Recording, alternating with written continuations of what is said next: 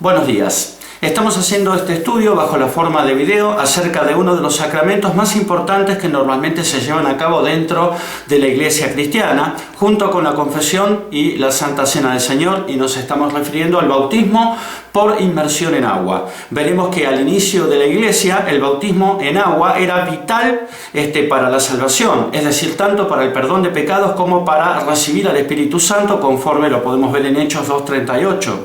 No obstante, cuando los judíos, para quienes en principio era la salvación, de acuerdo a Mateo 15:24, rechazaron al Mesías, Dios volvió su rostro a los gentiles levantando a Pablo y revelándole, entre otros misterios, el misterio del Evangelio de la Salvación, lo cual provocó un cambio en el paradigma. Este video va a aparecer en mi blog, que es un blog cristiano cuya dirección va a aparecer ahora al pie del video en el Zócalo, y la dirección es escudriñandolabiblia.blogspot.com.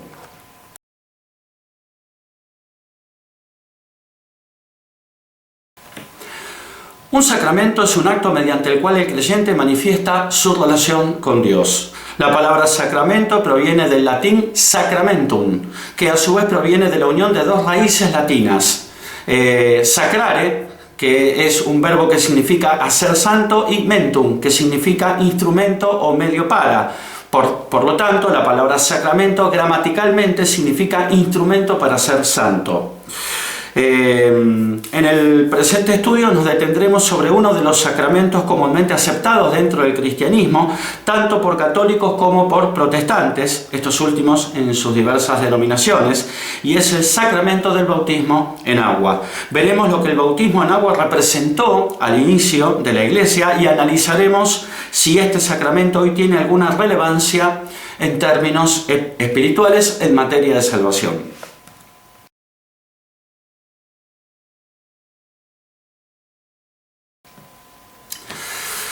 El Espíritu Santo viene como mínimo 2 veces sobre una persona. La primera vez al ser salvos, es decir, al oír el Evangelio de la salvación con fe. Esto lo podemos ver en Gálatas 3:2 y Efesios 1:13-14.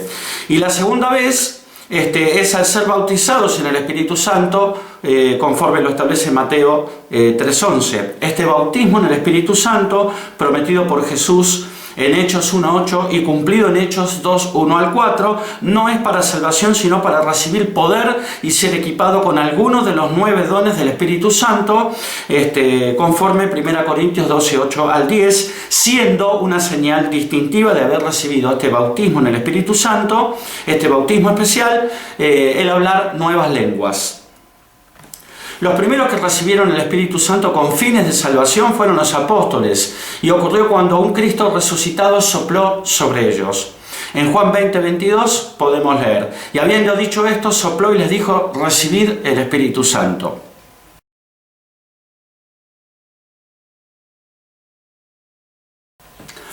Algunos sostienen que la Iglesia nació cuando el soldado romano atravesó con una lanza el costado del Señor, mientras estaba en la cruz, de donde salió sangre y agua. Esto lo podemos ver en Juan 19:34. Pero uno de los soldados le abrió el costado con una lanza y al instante salió sangre y agua.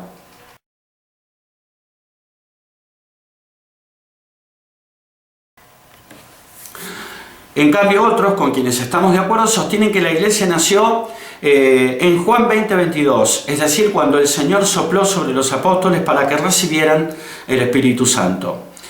Pero la promesa del Espíritu Santo con fines de bautismo la dio Jesús en Hechos 1:8, donde podemos leer: pero recibiréis poder cuando haya venido sobre vosotros el Espíritu Santo, y me seréis testigos en Jerusalén, en toda Judea, en Samaria y hasta lo último de la tierra.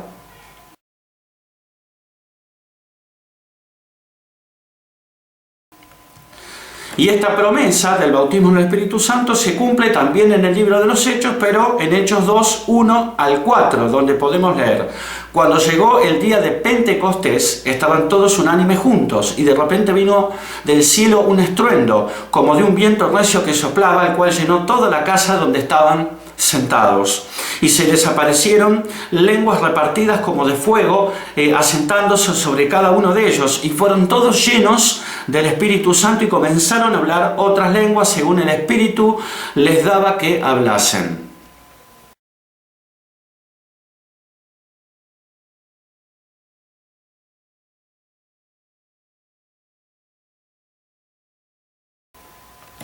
Cabe destacar que la promesa del bautismo en el Espíritu Santo sigue vigente hoy para todos los cristianos miembros de la Iglesia de Jesucristo.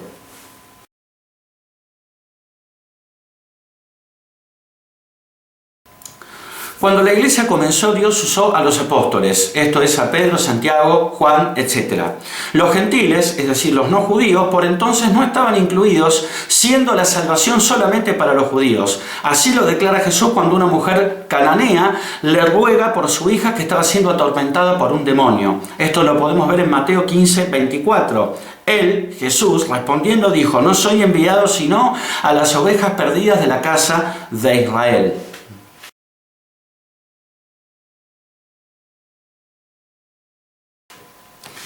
El énfasis estaba puesto en quién era Jesús, en su nombre y en el bautismo en agua. En Hechos 2:38 podemos ver lo que dice Pedro. Pedro les dijo: arrepentíos y bautícese cada uno de vosotros en el nombre de Jesucristo para perdón de los pecados y recibiréis el don del Espíritu Santo.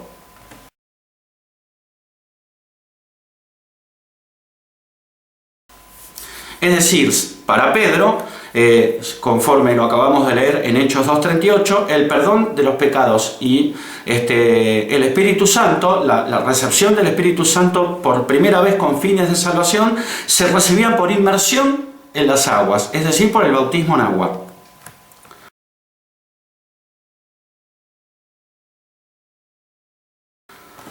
Pero hubo en el medio un cambio de paradigma, como lo muestra el libro de los Hechos de los Apóstoles, motivado básicamente por dos acontecimientos.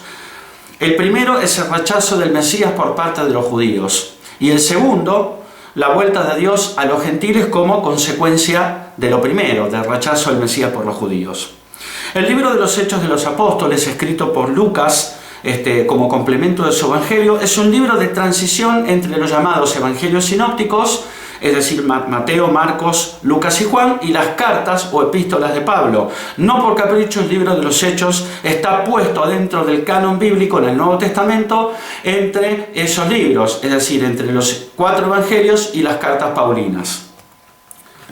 Dentro del libro de los Hechos de los Apóstoles, que ya es una bisagra en sí misma, como acabamos de ver, a su vez hay un capítulo que es bisagra de bisagras, que es Hechos capítulo 15, donde se celebró el famoso concilio de Jerusalén. ¿Qué se discutió en este concilio? ¿Qué se necesita para ser salvos? Nada más y nada menos. Y podemos ver como tanto Pedro primero, en Hechos 15, 7 al 11, y Santiago después, en Hechos 15, 13 al 29, se encolumnan detrás del evangelio que el Señor reveló a Pablo.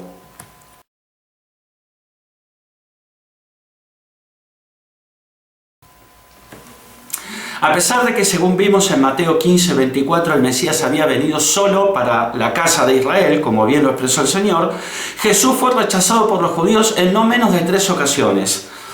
La primera, cuando los judíos rechazan a Juan el Bautista. Los líderes religiosos de Israel, tanto fariseos como saduceos, estaban enfrentados con Juan el Bautista. Esto lo podemos ver en Mateo 3, 7 al 8, donde podemos leer: al ver él que muchos de los fariseos y de los saduceos venían a su bautismo, Juan les decía: generación de víboras, ¿quién os enseñó a huir de la ira venidera? Haced pues frutos dignos de arrepentimiento.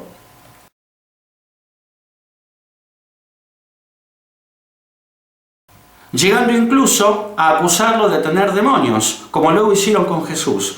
Esto lo podemos ver en Lucas 7, 33 al 34. Porque vino Juan el Bautista, habla Jesucristo, que ni comía ni bebía vino, y decís: demonio tiene. Y vino el Hijo del Hombre, que come y bebe, y decís: este es un hombre comilón y bebedor de vino, amigo de publicanos y de pecadores.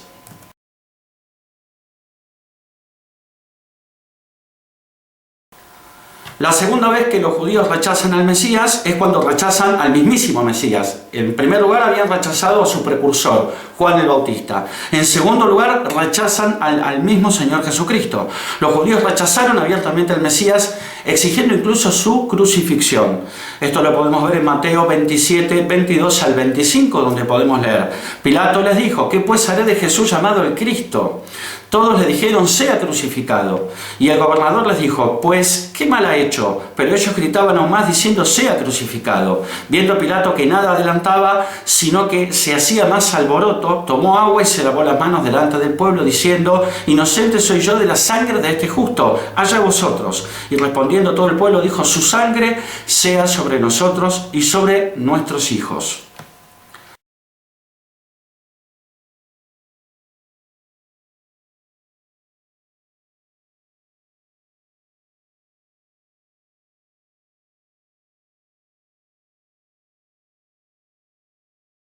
Y la tercera vez que los judíos rechazan al Mesías es cuando rechazan y matan a Esteban. Esteban acusó a los judíos, a sus líderes religiosos especialmente, de resistir al Espíritu Santo. En Hechos 7:51 podemos ver lo que dice Esteban: duros de cerviz e incircuncisos de corazón y de oídos, vosotros resistís siempre al Espíritu Santo como vuestros padres, así también vosotros.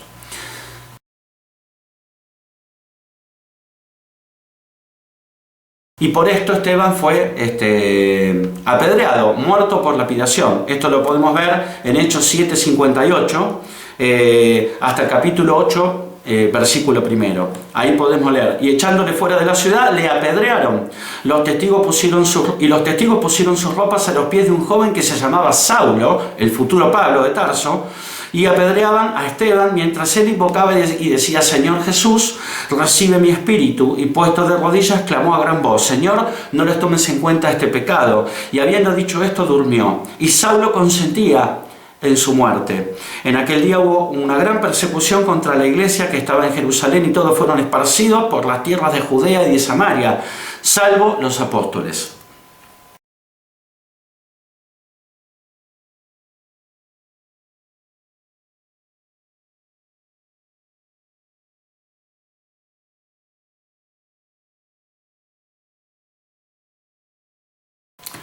Rechazado el Mesías por Israel, Dios se volvió a los gentiles, es decir, a los no judíos, como bien profetizó Amós. En Amós 9:11 al 12 podemos leer: en aquel día yo levantaré el tabernáculo caído de David, y cerraré sus portillos, y levantaré sus ruinas, y lo edificaré como en el tiempo pasado, para que aquellos sobre los cuales es invocado mi nombre posean el resto de Edom, y a todas las naciones, dice Jehová, que hace esto.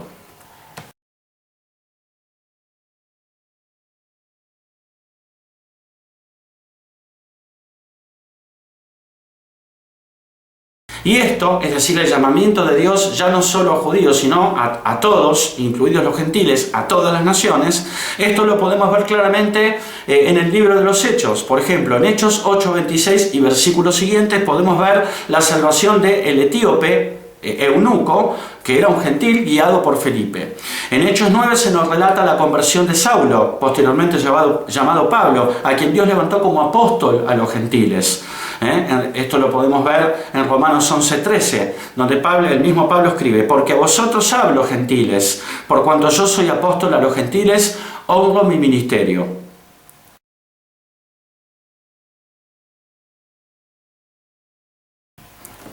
Este vuelco de Dios también a los no judíos, es decir, a los gentiles, a todas las naciones, también lo podemos ver en Hechos 10 y 11, capítulos 10 y 11, donde se nos relata la conversión de varios gentiles, incluido Cornelio, el centurión romano, solo por creer.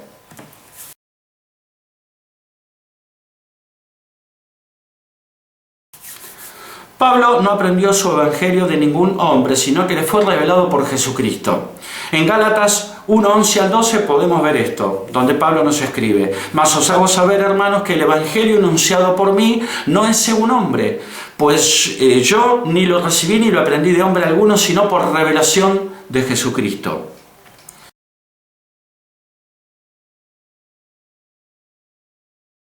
Y una vez recibida la revelación, Pablo fue y les predicó a los apóstoles. Esto lo podemos ver en Gálatas 2:1 al 2, donde podemos leer: después, pasados 14 años, subí otra vez a Jerusalén con Bernabé, llevando también conmigo a Tito. Pero subí según una revelación, y para no correr o haber corrido en vano, expuse en privado a los que tenían cierta reputación el evangelio que predico entre los gentiles.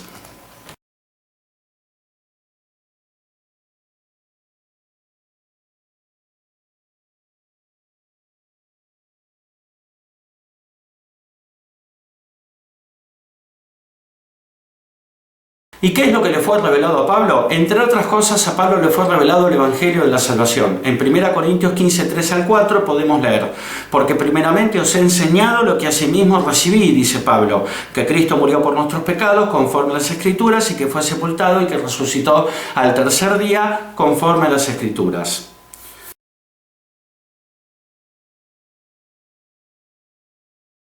Como podemos ver, el énfasis ahora está puesto en lo que hizo Cristo en la cruz.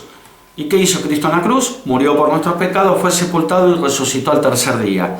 Ya no somos salvos por el bautismo en agua, conforme lo habíamos visto en Hechos 2:38, sino que somos salvos por la fe en lo que Cristo hizo en la cruz. En Efesios 2:8 al 9 podemos leer: porque por gracia sois salvos por medio de la fe, dice Pablo, y esto no de vosotros, pues es don de Dios, no por obras, para que nadie se gloríe.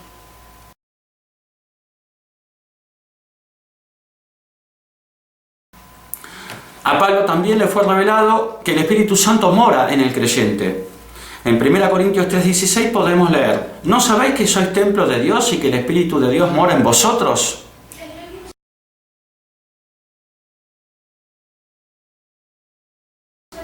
En 1 Corintios 6:19 al 20 podemos leer: ¿o ignoráis que vuestro cuerpo es templo del Espíritu Santo, el cual está en vosotros, el cual tenéis de Dios y que no sois vuestros? Porque habéis sido comprados por precio. Glorificad pues a Dios en vuestro cuerpo y en vuestro espíritu, los cuales son de Dios.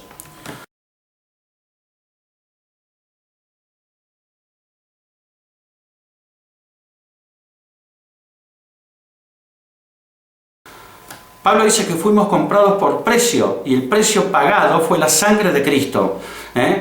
Que el precio pagado fue la sangre de Cristo, lo dice Pedro en 1 Pedro 1:18 al 19, donde el apóstol nos dice: sabiendo que fuisteis rescatados de vuestra vana manera de vivir, la cual recibisteis de vuestros padres, no con cosas corruptibles como oro o plata, sino con la sangre preciosa de Cristo, como de un cordero sin mancha y sin contaminación.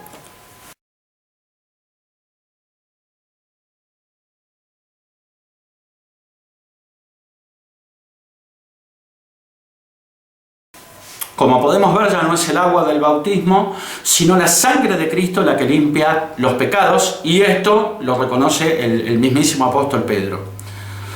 A Pablo también le fue revelado que el Espíritu Santo se recibe por la fe. En Gálatas 3:2, Pablo le pregunta a los gálatas irónicamente, dice: esto solo quiero saber de vosotros, ¿recibisteis el Espíritu por las obras de la ley o por el haber oído con fe?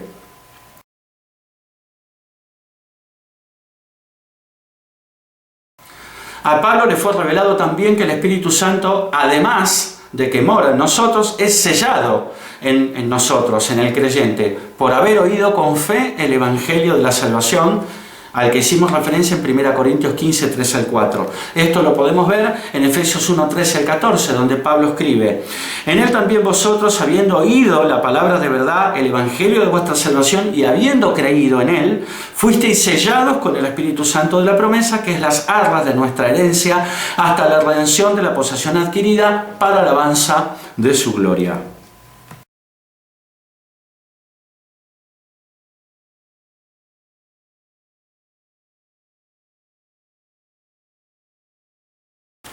Y no solamente Pablo recibió su evangelio por revelación directa de Jesucristo, sino que además Pablo fue el que puso los fundamentos doctrinales de la iglesia. En 1 Corintios 3:10 al 11 podemos leer: conforme la gracia de Dios que me ha sido dada, dice Pablo, yo como perito arquitecto puse el fundamento y otro edifica encima. Pero cada uno mire cómo sobreedifica, porque nadie puede poner otro fundamento que el que está puesto, el cual es Jesucristo.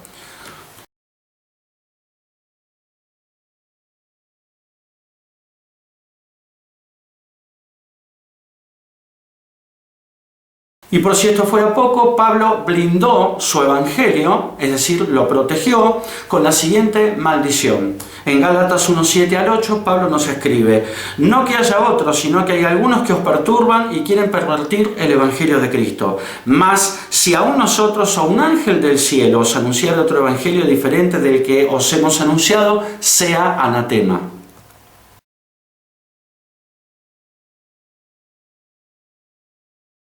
Y por último, debemos decir que en ninguno de sus escritos Pablo menciona jamás el bautismo en agua como requisito para alcanzar la salvación.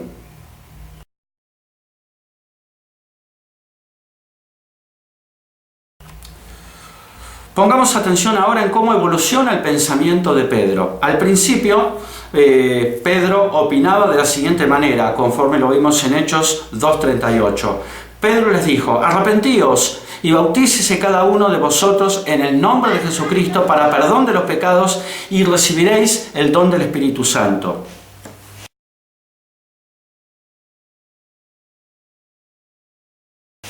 Al final, veamos qué es lo que opina Pedro. Ya lo vimos en 1 Pedro 1:18 al 19. Sabiendo que fuisteis rescatados de vuestra vana manera de vivir, la cual recibiste de vuestros padres, no con cosas corruptibles como oro o plata, sino con la sangre preciosa de Cristo, como de un cordero sin mancha y sin contaminación.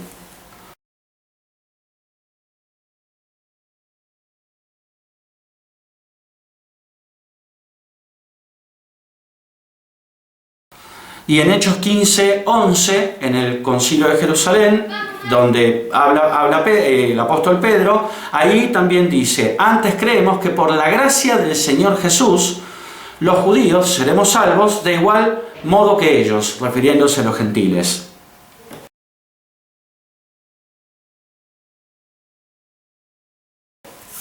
Qué evolución en el pensamiento de Pedro, ¿verdad? De ponderar al principio el bautismo en agua para el perdón de pecados y la recepción del Espíritu Santo, según vimos en Hechos 2:38, a exaltar al final luego la sangre preciosa de Cristo y la gracia del Señor Jesús para ser salvos, como lo vimos en 1 Pedro 1:18 al 19 y en Hechos 15:11.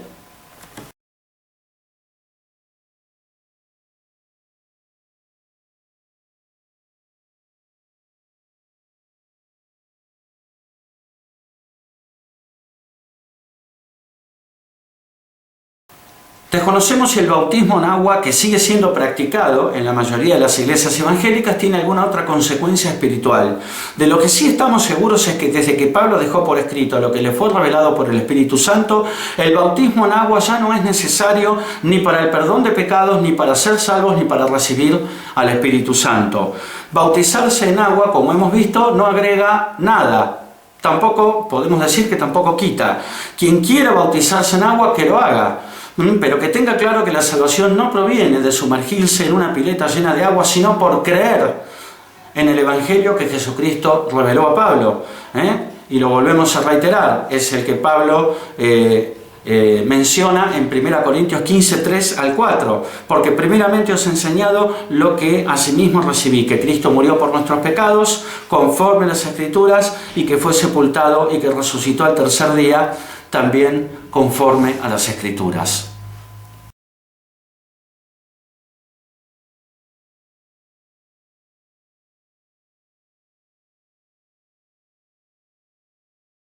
Bueno, llegamos al fin de este estudio bajo la forma de video. Espero que les haya gustado y que termine siendo de bendición para todos los que terminen viendo este video, y me despido hasta el próximo estudio, seguramente también bajo la forma de video. Que Dios los bendiga.